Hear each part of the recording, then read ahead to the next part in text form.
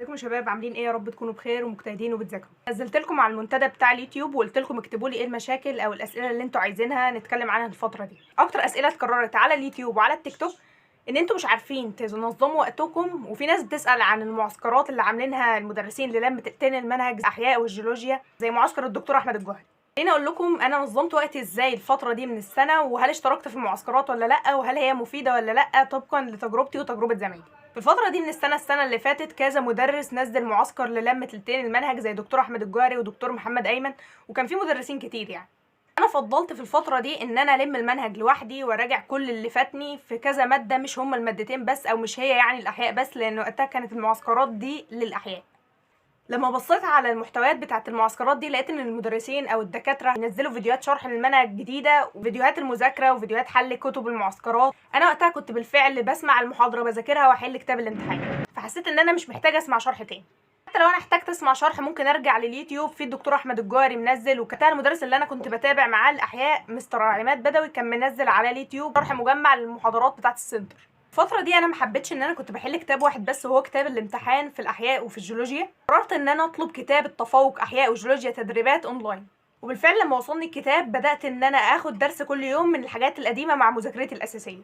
وفي ابواب كانت صغيرة مش محتاجة ان انا اقسمها، يعني زي باب التنسيق الهرموني مثلا خدته على مرة واحدة.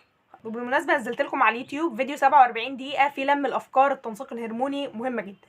حاول ان انت تسمع الفيديو ده في وقت تكون انت فاضي فيه، عايز تراجع كده مراجعه سريعه جنب مذاكرتك الاساسيه، لان انا صورته لكم بالطريقه اللي انا كنت بذاكر بيها احياء. واللي بالمناسبه لو انت وحدت الطريقه دي على مذاكرتك الموضوع بيبقى اسهل كتير. ارجع بقى للخطه اللي انا كنت ماشيه عليها. حاولت ان انا اقسم الحاجات اللي انا عايزه اراجعها، وبالفعل كان عندي تراكمات، حاولت ان انا اقسم التراكمات والمراجعات اللي انا عايزه اراجعها مع مذاكرتي الاساسيه.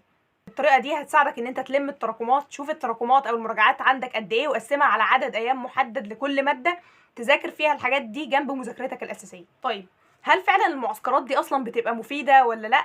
اللي انا سمعته ان معسكر الجوهري كان كويس ولم فعلا اللي فات فيه وحل معاهم افكار، وفي الاخر عمل امتحان كان كويس جدا. الامتحان ده انا بصيت عليه لما هو نزل الحل بتاعه يوتيوب، بقيت بوقف الفيديو واحل مع نفسي، بعد كده افتح اشوف حل الدكتور عشان اعرف انا صح ولا غلط، ولو في فكره مثلا كانت صعبه بالنسبه لي اعرف هو بيحلها ازاي.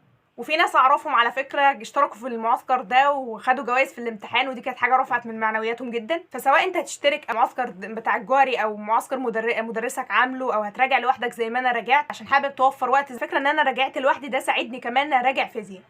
في الفتره اللي هم كانوا بيراجعوا فيها احياء في المعسكر كنت انا راجعت فيها الاحياء والجيولوجيا لحد ما احنا واقفين، وكمان الفيزياء. لو حابين تعرفوا ازاي راجعت الفيزياء اكتبوا لي وانا هصور لكم فيديو عشان الفيديو ده ما يبقاش طويل. هقول لكم فيه بالظبط تسمعوا مين وتراجعوا ازاي وتحلوا ايه في الفتره دي كتب للفيزياء. اللي حابه اقوله لك ان انت سواء هتشترك في المعسكرات او لا، حاول ان انت تستعد كويس، تراجع كويس جدا كل اللي فاتك وتحل، لو تقدر تجيب كتاب زياده تحله، وحاول تبص على الامتحان اللي هيعمله الجوهري، هو اكيد هينزله يوتيوب زي السنين اللي فاتت. وحاول ان انت وانت بتشوف الامتحان ده تعمله كانه تقييم ليك وتحل لوحدك بجد من غير ما تفتح الكتاب، تقدر تقيم نفسك وتعرف انت فعلا مستواك كويس ولا لا.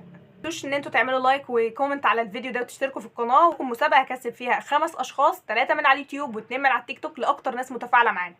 اكتر ناس بتكتب كومنت وبتعمل لايكات وبتعمل شير للفيديوهات بتظهر لي على القناه، بالتالي هعمل منها سحب عشوائي وهتواصل معاكم اديكم الجائزه بتاعتكم.